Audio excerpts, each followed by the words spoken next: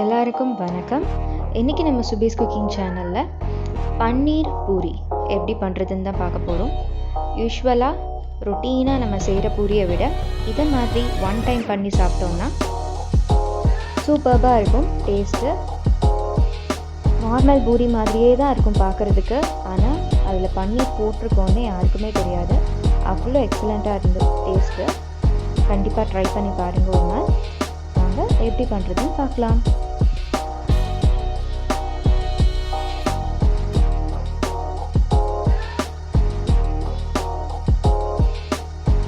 இது பண்ணுறதுக்கு 3 கப் கோதுமை மாவு எடுத்துக்கோங்க.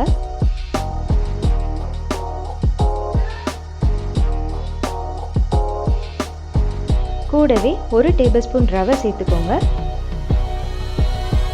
கூடவே 1 டேபிள் ஸ்பூன் கடலை மாவு, தேவையான அளவு உப்பு சேர்த்துக்கோங்க. 1 டீஸ்பூன் மிளகாய்த்தூள், கொத்தமல்லி இலை எல்லாமே சேர்த்துட்டு ஃபஸ்ட்டு நல்லா கலந்துடலாம். நம்ம போட்ட ரவை, கடலை மாவு, உப்பு, மிளகாய்த்தூள் இது எல்லாமே சேர்ந்து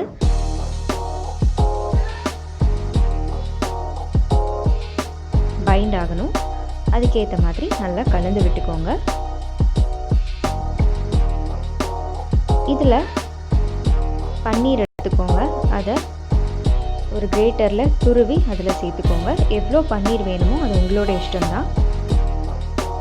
தேவையான அளவு பன்னீரை துருவி இதில் சேர்த்துக்கோங்க.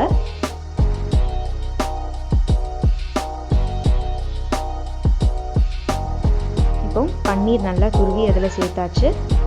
உங்களோட இஷ்டம்தான். இப்போ இதையும் நல்லா கலந்து விட்டுக்கோங்க. நல்லா கலந்துட்டு அதுக்கப்புறமா தேவையான அளவு தண்ணி.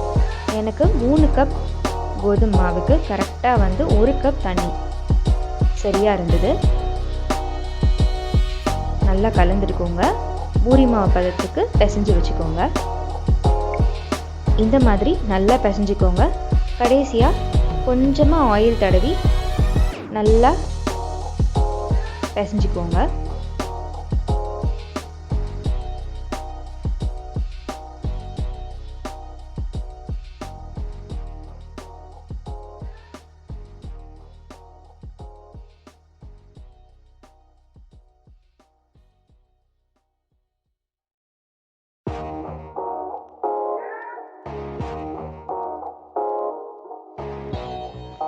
இந்த மாதிரி பிசைஞ்சு வச்சுட்டு இது ஒரு மூடி போட்டு அரை மணி நேரம் நல்லா ஊற விட்டுடுங்க.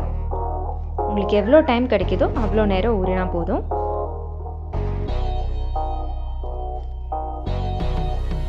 மூடி போட்டு ஊற வச்சிடுங்க.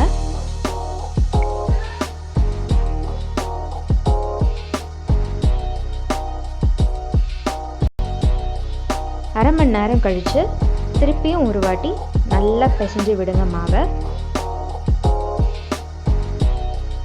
நம்ம பிசைகிறதுல தான் பூரி நல்லா புஃப்னு வரும். ஸோ நல்லா பிசைஞ்சுக்கோங்க.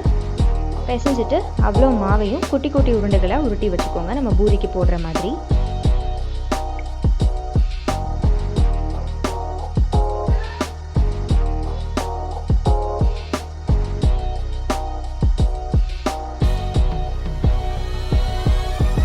இப்போ அதில் ஒரு உருண்டையை எடுத்துக்கோங்க. எடுத்துகிட்டு மேலே கொஞ்சமாக ஆயில் தடவிக்கோங்க. அந்த நம்ம சப்பாத்தி கட்டையிலையும் கொஞ்சமாக எண்ணெய் தடவிக்கோங்க.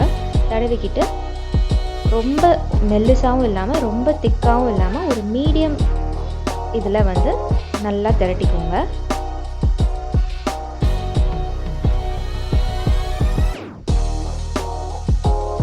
இதே மாதிரி எல்லா உருண்டைகளையும் உருட்டி வச்சுக்கோங்க.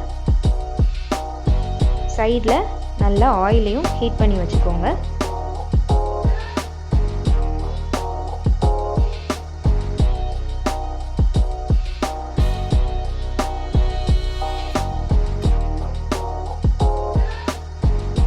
இந்த மாதிரி தான் நல்லா திரட்டிக்கோங்க. ரொம்ப ஒல்லியாகவும் திரட்டிடாதீங்க.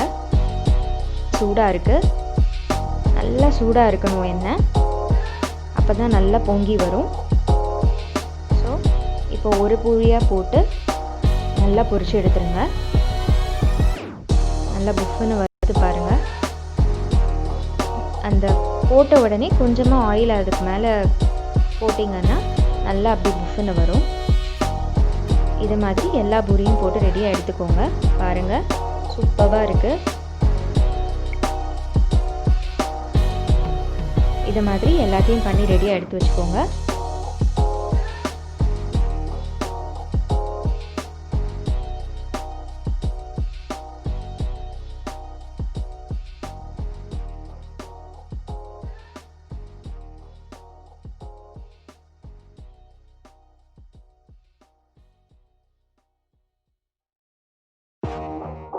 அவ்வளோதான், பன்னீர் பூரி சூப்பராக ரெடி ஆகிடுச்சு. இது பன்னீர் பூரின்னு சொன்னால் யாருமே நம்ப மாட்டாங்க, அவ்வளோ சூப்பராக இருக்கும். ட்ரை பண்ணி பாருங்கள்.